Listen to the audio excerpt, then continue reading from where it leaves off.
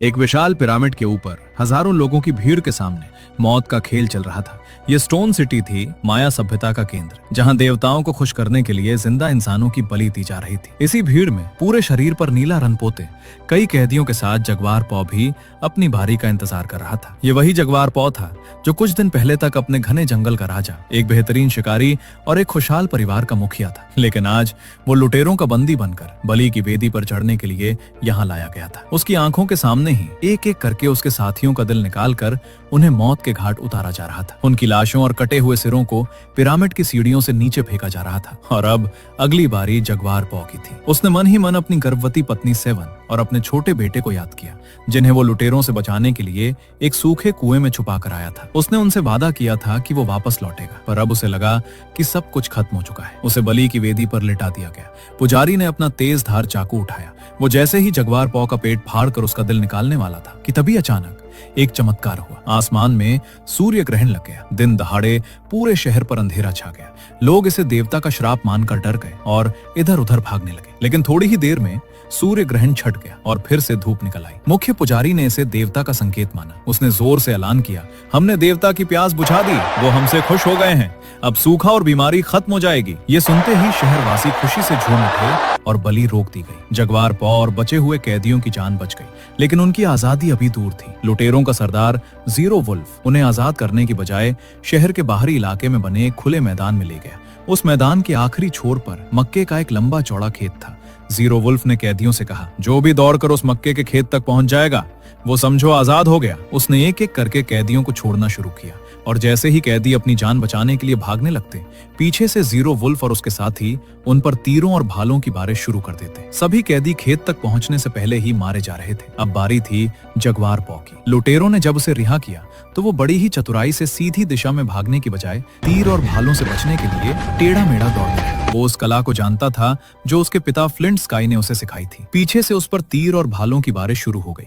वो सबसे बचता हुआ हवा की तरह भागता चला जा रहा था। वो खेत के बहुत करीब पहुंच गया था कि तभी एक तीर हवा को चीरता हुआ आया और उसकी पसली के आर पार हो गया। वो दर्द से कराहता हुआ खेत के आखिरी छोर पर गिर पड़ा। वहां जीरो वुल्फ का बेटा कट रॉक पहले से ही खड़ा था ताकि घायल कैदियों को मार सके। वो जगवार पौ को लाचार और घायल समझकर उसके पास आया। वो अपना हथियार उठाकर उसका गला काटने ही वाला था कि तभी जगवार पौ, जो मरने का नाटक कर रहा था, उसने बिजली की फुर्ती से पलटवार किया। उसने जमीन पर पड़े एक नुकीले पत्थर से कट रॉक का गला रेत दिया। कट रॉक वहीं जमीन पर गिरकर तड़पने लगा और कुछ ही पलों में मर गया। अपने बेटे को अपनी ही आंखों के सामने तड़प तड़प कर मरते देख जीरो वुल्फ अवाक रह गया। एक पल के लिए उसे समझ नहीं आया कि ये सब कैसे हो गया। वो दौड़कर अपने बेटे के पास पहुंचा और उसे अपनी बाहों में जकड़ लिया, लेकिन तब तक उसका बेटा दम तोड़ चुका था। इसी मौके का फायदा उठाकर घायल जगवार पौ मक्के के खेतों में घुस गया और वहां से भाग निकला। अपने बेटे का ऐसे कत्ल होते देख जीरो वुल्फ की आंखों में आंसू की जगह प्रतिशोध की आग जल उठी। उसने कसम खाई कि वो जगवार पौ को जिंदा नहीं छोड़ेगा। अब वो किसी लीडर की तरह नहीं, बल्कि एक घायल जानवर की तरह बर्ताव कर रहा था। वो अपने सबसे क्रूर साथियों और मिडिल आई को लेकर घायल जगुआर पौ के पीछे दौड़ पड़ा। घायल जगुआर पौ मक्के के खेतों से होता हुआ एक ऐसी जगह आ गिरा जो किसी नरक से कम नहीं थी। वो लाशों का एक विशाल ढेर था, जहां बलि दिए गए हजारों सिर कटे शव सड़ रहे थे। ये देखकर जगुआर पौ का कलेजा सहम गया, पर वो कमजोर नहीं पड़ा। उसे अपने पिता फ्लिंट स्काई के वो शब्द याद आए जो उन्होंने जंगल में एक अनजान कबीले से मिलने के बाद कहे थे, डर एक बीमारी की तरह होता है, ये एक इंसान से दूसरे में बहुत तेजी से फैलता है। मेरे बेटे, इस डर नामक बीमारी को कभी अपने पास मत आने देना। इन शब्दों ने उसमें हिम्मत भरी।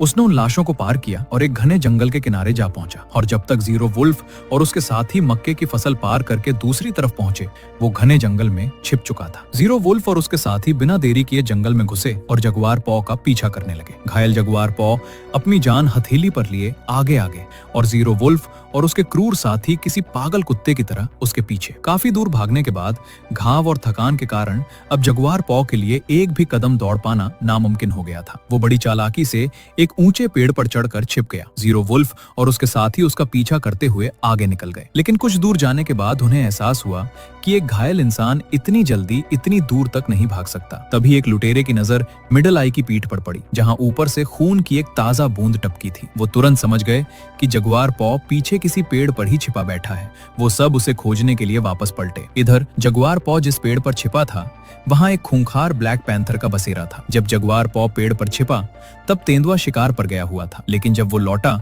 और अपने बसेरे के पास किसी अनजान इंसान को देखा तो वो भड़क गया। पर इससे पहले कि तेंदुआ जगुआर पॉ पर हमला करता, वो अपनी जान बचाकर वहां से भाग निकला। अब मंजर अजीब था, आगे आगे जगुआर पॉ और उसके पीछे वो खूंखार काला तेंदुआ। भागते भागते जगुआर पॉ ने देखा कि सामने जीरो वुल्फ और उसके साथी उसे खोजते हुए वापस आ रहे हैं। उनको लगा कि शिकार खुद उनके पास आ गया है, लेकिन उन्हें इस बात का जरा भी अंदाजा नहीं था कि उसके पीछे साक्षात मौत आ रही थी। जैसे ही तेंदुए ने जगुआर पॉ पर छलांग लगाई, जगुआर पॉ बड़ी फुर्ती से जमीन पर लेट गया। इससे तेंदुआ चूक गया और सीधा जीरो वुल्फ के एक साथी पर जा झपटा। वो मंजर एकदम भयानक था। तेंदुआ जीरो वुल्फ के साथी के चेहरे को अपने नुकीले जबड़े से नोचने लगा। उसे बचाने के लिए बाकी साथी तेंदुए पर भालों से वार करने लगे। थोड़ी ही देर में तेंदुए ने उस आदमी को नोच नोच कर मार डाला और जीरो वुल्फ के साथियों ने भालों से तेंदुए को मार डाला। इसी अफरा तफरी में जगुआर पॉ को समय मिल गया और वो वहां से बच निकला। इस घटना ने सबका दिल दहला दिया था। जीरो वुल्फ के एक साथी ने डरते हुए कहा, यह बुरा संकेत है। लेकिन जीरो वुल्फ अब गुस्से में पागल हो चुका था। उसके दिमाग पर अपने बेटे की मौत का खून सवार था। उसे किसी भी कीमत पर जगुआर पॉ को जान से मारना था। वो सबको लेकर फिर से जगुआर पॉ के पीछे निकल पड़ा। दिन से शाम हुई और फिर रात हो गई। घायल और थके हुए जगुआर पॉ को एक एक कदम भागना कोसों भागने के बराबर लग रहा था, पर वो भागता रहा। उसके पीछे जीरो वुल्फ और उसके साथी शिकारी कुत्तों की तरह मशालें जलाए उसे रात भर खोजते रहे। उधर जगुआर पॉ की पत्नी सेवन कुएं में असहाय उसका इंतजार कर रही थी।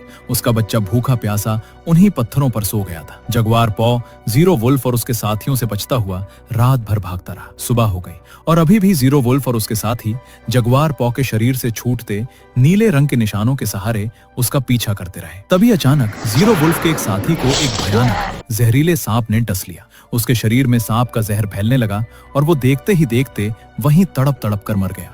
अब कईयों को लगने लगा था कि जगुआर पॉ के पीछे जाना ठीक नहीं, ये जंगल उन्हें सजा दे रहा है। पर जगुआर पॉ की जान का प्यासा जीरो वुल्फ अभी भी वापस लौटने के लिए तैयार नहीं था। उधर जगुआर पॉ अपनी जान हथेली पर लिए भागता रहा। वो भागते भागते जंगल से बाहर एक विशाल झरने के किनारे आ गया, पर तभी उसके कदम खिठक गए। एक तरफ उसके सामने सैकड़ों फीट गहरी उफनती हुई नदी और खाई थी, तो दूसरी तरफ जीरो वुल्फ और उसके साथी मौत की तरह उसके पीछे पड़े थे। उसके पास सोचने का वक्त नहीं था। उसने बिना एक पल गवाए उस उफनती नदी में छलांग लगा दी। उसमें कूदना सीधे मौत के मुंह में जाने के बराबर था। उसका सर नदी के पत्थरों से टकरा सकता था या नदी की तेज लहरें उसे डुबोकर मार सकती थी। पर जगुआर पॉ किस्मत का धनी निकला। वो मौत के मुंह से निकलकर सही सलामत नदी के दूसरे किनारे तक पहुंचने में कामयाब रहा। उसने ऊपर झरने के किनारे खड़े अपने दुश्मनों को ललकारा। उसकी आवाज में अब डर नहीं बल्कि एक नया आत्मविश्वास था। मैं जगुआर पॉ हूँ। ये जंगल मेरे पिता का था और अब ये मेरा है। मेरे बाद ये मेरे बेटे का होगा। मैं यही हूँ। दम है तो आओ और मेरा सामना करो। ऊपर खड़े जीरो वुल्फ के साथी डर से कांप उठे। इतनी ऊंचाई से कूदने की हिम्मत उनमें नहीं थी, पर जीरो वुल्फ अभी भी जगुआर पॉ के खून का प्यासा था। जब उसके एक साथी ने डरते हुए वापस लौटने की बात कही तो उसने गुस्से में अपना खंजर उसके सीने में उतार दिया। वो वहीं ढेर हो गया। फिर जीरो वुल्फ मिडल आई और बाकी बचे हुए साथियों के साथ जगुआर पॉ को मारने के लिए उस खतरनाक उफनती नदी में कूद गया। ये देखकर जगुआर पॉ अचंभित रह गया। उसे उम्मीद नहीं थी कि वो लोग भी कूद जाएंगे। जीरो वुल्फ के एक साथी की मौत नदी में कूदने से हो गई, पर वो अपने बचे हुए साथियों के साथ नदी से निकलकर जगुआर पॉ के पीछे दौड़ा। जगुआर पॉ तुरंत जंगल के अंदर भागा। जंगल में भागते हुए अचानक वो एक दलदल में जा गिरा। वो जितना निकलने की कोशिश करता, दलदल में उतना ही धंसता जा रहा था। लेकिन हार न मानते हुए उसने अपनी पूरी सूझबूझ और ताकत से एक लठ का सहारा लेकर उस दलदल से खुद को बाहर निकाला। अभी वो ठीक से संभल ही पाया था कि जीरो वुल्फ और उसके साथी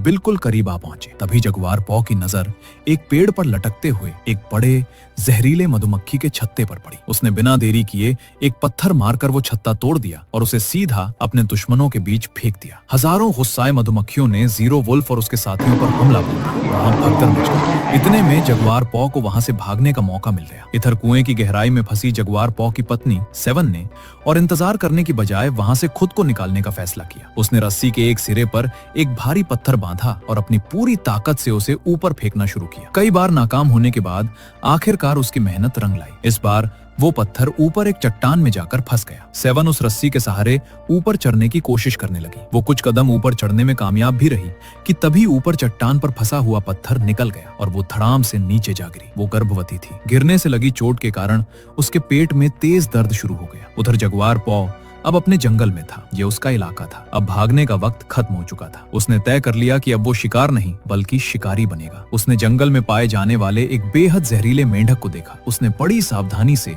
कुछ नुकीले कांटों को उस मेंढक की खाल पर रगड़कर उन्हें एक जानलेवा हथियार में बदल दिया। फिर वो पत्तियों के बीच छिपकर बैठ गया। उसने एक खोखले तने का इस्तेमाल ब्लोगन की तरह किया। जैसे ही एक लुटेरा उसके करीब आया, उसने वो जहरीला कांटा फूंककर सीधे उसकी गर्दन पर मार दिया। जहर का असर इतना तेज था कि वो लुटेरा तुरंत जमीन पर गिरकर तड़पने लगा और कुछ ही पलों में ठंडा पड़ गया। जगुआर पॉ ने तुरंत उसकी कुल्हाड़ी उठानी चाहिए कि तभी वहां मिडल आई आ गया। अपने मरे हुए साथी को देखकर उसका गुस्सा 7वें आसमान पर चढ़ गया। वो जगुआर पॉ पर वार करने के लिए दौड़ा, पर उससे पहले जगुआर पॉ ने बड़ी चतुराई से जमीन पर पड़ी कुल्हाड़ी अपने पैर से उछालकर मिडल आई के सर पर मार दी। मिडल आई वहीं गिरकर तड़पने लगा। जगुआर पॉ ने कुल्हाड़ी का एक और जोरदार वार मिडल आई के चेहरे पर किया। वो लाश की तरह जमीन पर गिर पड़ा और कुछ ही पलों में उसकी दर्दनाक मौत हो गई। तभी जोर से बारिश शुरू हो गई।